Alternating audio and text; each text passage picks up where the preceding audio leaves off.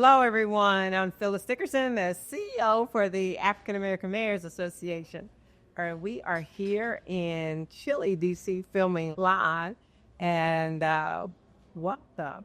And so, my co-host for today is Victoria Thompson, who is from the great city of Birmingham, Alabama, and the director of program and grants for Amont. And so, thank you for being here with us. Thank you for having me, Phil. It's such a pleasure to be here with you. Right. And so today we have one of our Southern mayors with us, Mayor Paul Young from the great city of Memphis. It's Down for a joint. Thank you for having me. It's an honor to be with you all. Thank you for all that you do for the African American mayors across the nation. Of course, of course. So let's get into this conversation. Let's do it. And so when people think about public safety, they often focus on residents, but not always on mayors themselves. So from your vantage point, how has the conversation around the safety of elected officials changed in recent years? Well, I think that we've seen some things in the media and acts that have happened, like the family in Minneapolis who unfortunately lost their lives, and it's just been so much. I mean, just the other day with representative in Minnesota, where somebody ran up and sprayed her with apple cider vinegar. I just found out what it was today because I just happened to read the article. Your wife would have known. Yeah. Now, I knew what that was. I didn't know what he sprayed. And I just figured out what he sprayed today. But seeing acts like that, I mean, I think it just makes it so clear that something is off when people are taking those types of actions. They look at politicians as celebrities and these figures, and they sometimes make up things in their mind, and they may not have everything right in their mind, and they're trying to carry out all of these grotesque acts, and it's a challenge, and it's scary. And obviously, I had someone show up in my house, and you as a mayor, you think of yourself as like being for the people, with the people, and you don't imagine that someone would have these thoughts of actually doing harm to you. But it was a wake-up call, and just showed that, we have to be wise in how we move and follow all of the security protocols that are put in place because they're there for a reason. Mayor, you kind of already started answering my next question. And we're so sorry about what happened to you last year. I know that it's very deeply personal to you. Can you talk a little bit more about how that incident impacted you, not only as a mayor, but as a husband and a father and a private citizen? Man, it was scary. And, I actually have not talked about it, really, because I didn't want this to be something for the media. Like, this is not something that I'm proud happened. It was scary. So, the individual came, it was actually Father's Day. I won't forget it because it was Father's Day. It was like 9 o'clock at night. And when they showed up, I could see on my ring, like, he was knocking on the door. And I'm like, why is this dude with a hoodie and gloves on at my door at 9 o'clock at night? And so, he walked off, left. I sent the video to our team, and, they were able to figure out who it was. But, it was really scary for my kids. I mean, they're terrified. My son was at camp, so he didn't even know until he got home, and it was in the media at that point. And so, just seeing your son, 9 years old, boohoo crying and scared and fear, my daughter feeling the same way, my wife the same way, it makes you angry, makes you frustrated. But I think for me, it really just cemented how important it was that we follow all of the proper protocols and just do all that I can to make sure that our family is safe. Right. Because a lot of times they like their officials, they don't really get that barrier of family. Yeah. What could really happen out there. Yeah, and I mean, you run for mayor because, well, I'll talk about me. I ran for mayor because I want to make a difference in Memphis. I want to change the city. I have these visions and dreams for our city being more vibrant, more opportunities for people in neighborhoods that have been disinvested in for many years. Like, those are the things that I got into being mayor about. And for someone to twist those ambitions into something in their mind that I'm doing to try to harm them, and therefore they want to harm me and or my family. Like, that's frustrating. It's angry. It makes you angry. That's why I rarely have talked about it, because, it's something where it impacts so many other people that aren't me. It's my family and the people that I love. And so I try to make sure that I respect their privacy as well. Right.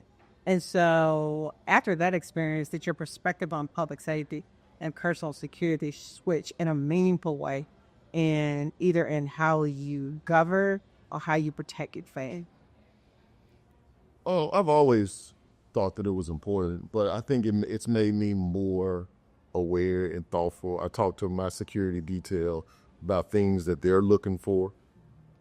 We've talked about having more training for the people that are around me, for my family or friends that I'm in different places with, so that they are aware and always scanning the room and looking for, something that may be awry. And most of the time, nothing's going wrong, but it only takes once. And so it definitely has made me more thoughtful and careful about where I go, how I show up in the community.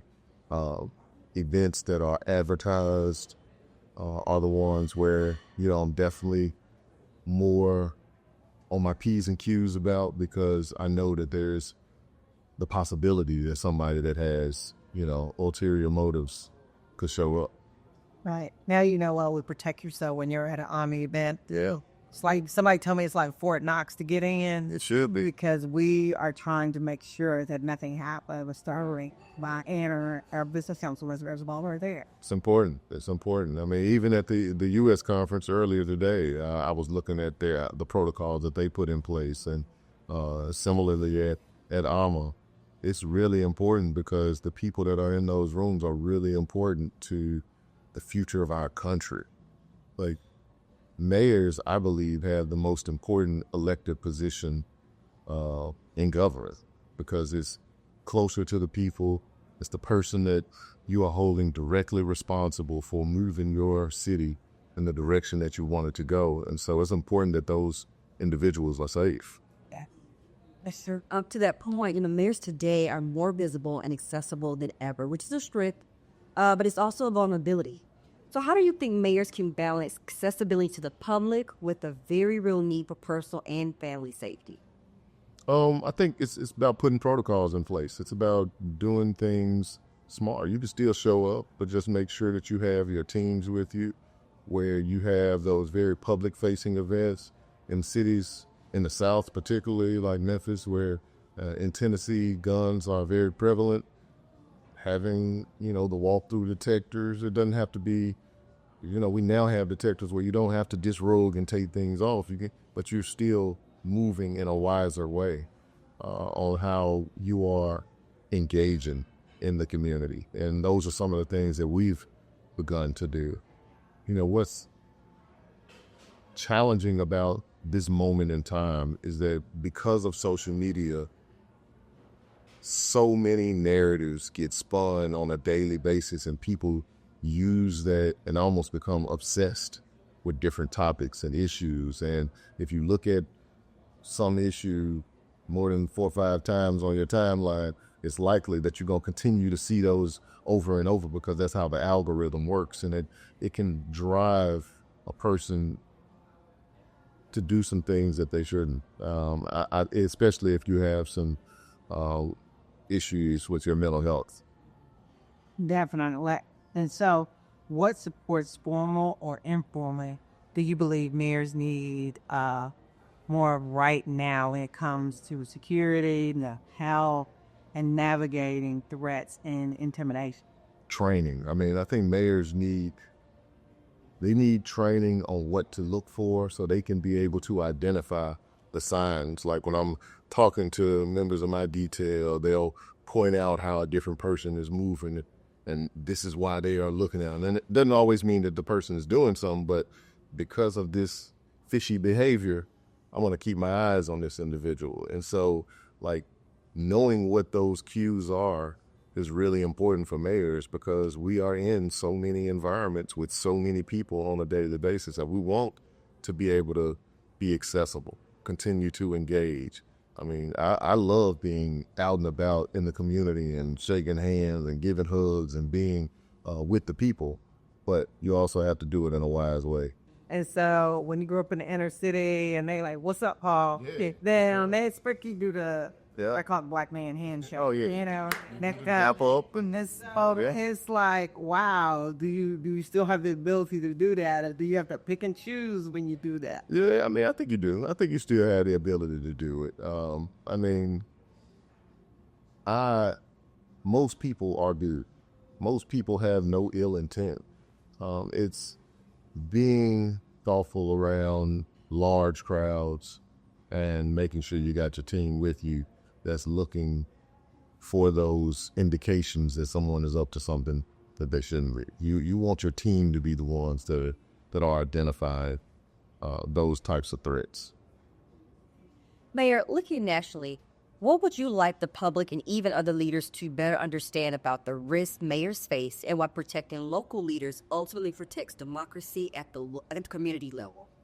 Well, nationally, I just think we got to bring the temperature down. I mean, we tend to demonize individuals instead of the policies. We can hate a policy but still love the person or treat a person with respect at a minimum. And I think that we need more of that across the board. Like, we need civility in our politics because a lot of that mean-spirited, targeted conversation causes people that have those mental stability issues to really take that on as their purpose. And then they get these ideas to do things that actually harm individuals. And when we start talking about at the local level, like I mentioned earlier, I think the mayors are in the most important political position in our whole system because it's close to the people. You have direct authority to really change people's lives, and they can see it every day. And I think it's important that those individuals are safe, to respect the vote of the residents of the respective cities across America. We did. You heard that church? We do meet Lord. I'm a preacher's kid. I'm not. Yeah. I'm not the preacher. That's my folks, but some of us in it. I felt it coming on. So as we round out this conversation in the podcast, I know that you remember the Greek organization. If I'm not mistaken, was it Kappa? Kappa Alpha Psi, that's right. We got a lot of that crimson and cream. Oh, yeah, me too. And so with that in mind, can you just share with us, there were other fraternities, but what Kappa? Why Kappa? It's the best one. It's the best one. But I also have a history in my family. My older brother and my dad both pledged Kappa at Tennessee State University. So it really wasn't much of a decision point. Like, I knew if I was going to belong to a fraternity, Kappa Alpha Psi was it. So He's a legacy. yeah, and it was the best decision for me. Okay. All right. As like round this up, our takeaway is we need love. We need love. We need love all across the board. Yes. So, Mary Young, thank you for joining us Thank you. for the podcast. Our mayor is breaking it down. Thoroughly enjoyed it. Thank you.